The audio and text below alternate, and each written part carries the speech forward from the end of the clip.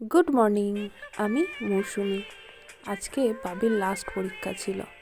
আজকে পরীক্ষাটা হয়ে গেলে আমার মনে হচ্ছে আমি এবার গঙ্গা স্নান করে আসি।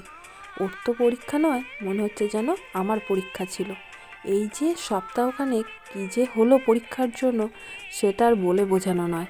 সকালে তো স্কুল চলে গেল, তারপর আমি পাশের বাড়ির প্রতিবেশীর সঙ্গে একটু গল্প করলাম। ও হচ্ছে বাচ্চাটা রাধারানী। ও যখন দিদি স্কুল বেরোবে, ও একবার করে বেরিয়ে এসে দিদিকে টাটা করবে।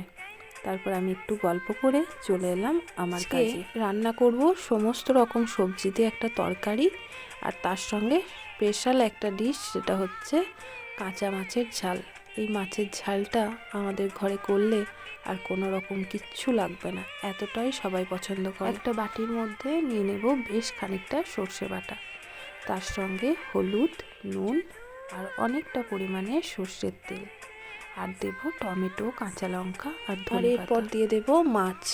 তো মাছটার সঙ্গে এই মশলাটা মেখে রাখলে অনেকটা ভালো হয়, কিন্তু আমার কাছে টাইম নেই বলে একবারই দিয়ে দিলাম।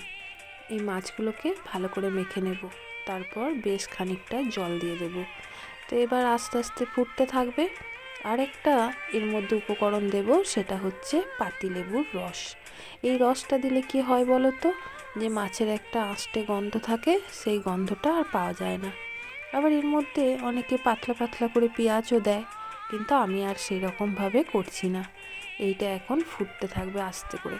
তো এইটা দিয়ে খেতে অসম্ভব ভালো লাগে ভাত, আর একটু যদি আলু মাখা হয়। তবে আসি, আবার একটা অন্য কোনো ভিডিওয় তোমাদের সঙ্গে দেখা হবে। সবাই ভালো থাকবে, সুস্থ থাকবে। টাটা।